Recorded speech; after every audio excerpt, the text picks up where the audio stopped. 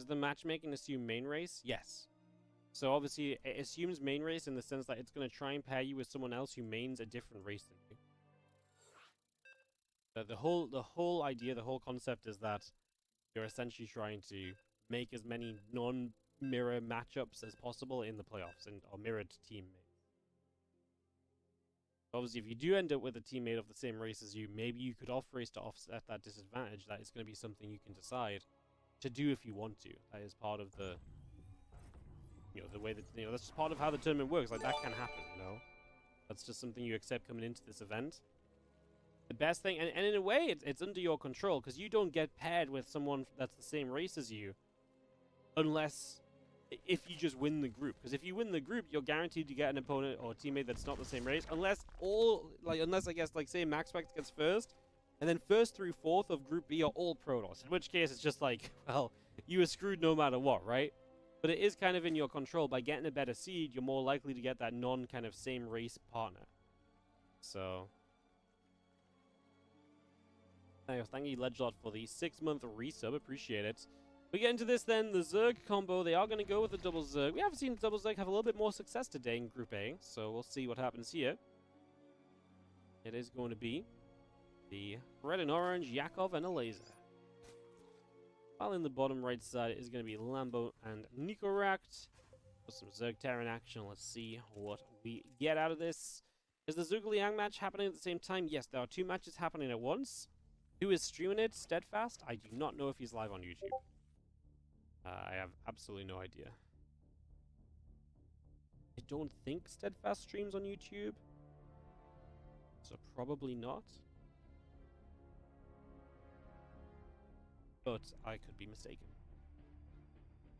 So don't take my word as law. There's a huge element of randomness as to who you're paired with. Well, not really. If you win your group... I mean, the thing is, like, if you win your group, you're going to get paired with the other guy that won the most games in the other group. So in theory, you're getting the best possible teammate.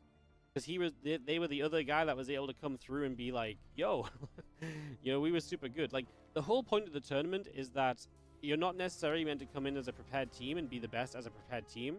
You're meant to come in as the best player who can adapt to multiple different 2v2 scenarios, matchups, and matchup versus matchups, And so in theory, the 2 players who are the absolute best of that are the 2 players at the top of the group. So you get rewarded by winning your group by being paired with the other guy who's very good at that.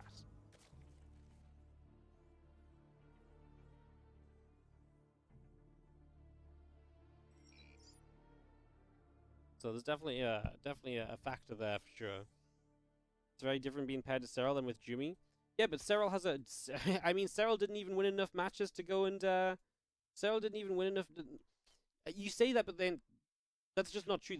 That's true from the point of view that Serral is the GOAT, because he's the GOAT in 1v1.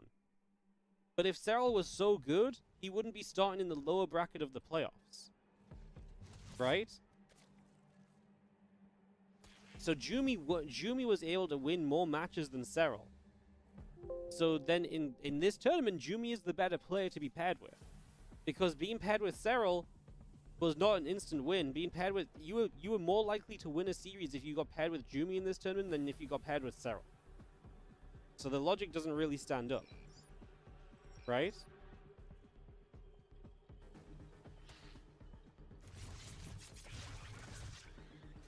That's because it's based on how you finish in the group. It is balanced based on the format that we're playing, no? I also think we may be thinking about it too much.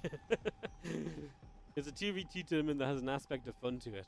I think we can probably stop hyper-analyzing it all. It's going to see a couple of Hellions are going to get through. Some Zerglings getting picked away at. Blue Flame is on the way, as we're going to see Mech from Nicorakt. Mech Zerg, I think, is a very powerful combo, but I also love that he's actually just playing Blue Flame first. Obviously, this is going to be, double Zerg, so you're expecting a lot of Lings, but it's actually going to be Spire quickly out of a laser, and Yakov is going into the fast Roaches. So 2-base Spire with the Roaches coming up off 2 bases as well. Yakov and a laser with a little bit of a build in their kind of hands. Interesting to see neither of them going into the 3rd base. And as you get some scout information here, obviously as the Terran and Zerg, it would be nice to see some anti-air ready in for the mutas. That's what the 2 Cyclones coming up are going to do. right now, we do have these Hellions pushing forward, but I think Roaches are going to be out to defend this in time. There is not going to be a wall off of Evo Chambers here, but we don't really need it. The Roaches are in the wall as well.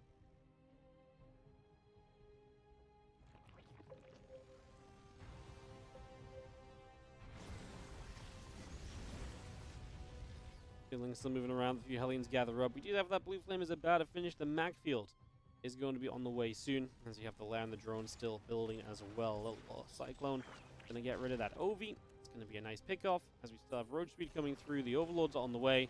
The Cyclone continues to go after this Overlord as well, by the way. So that Overlord taking some big damage. It's gonna go down in the next few moments. Get that cleaned up. The few Roaches are gonna be there. Hellions getting chased away.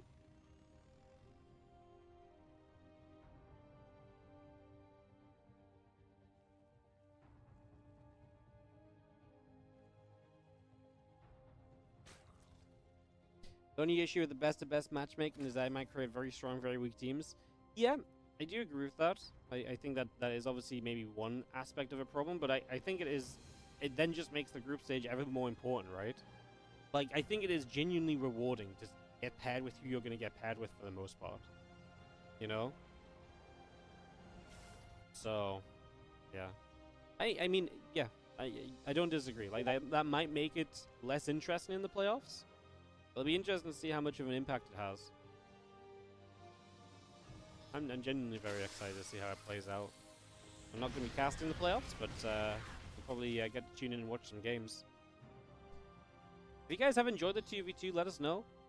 Eutham was asking me about maybe partnering up to run some 2v2 stuff after this. If that's something you guys would like to see, then be heard in the chat.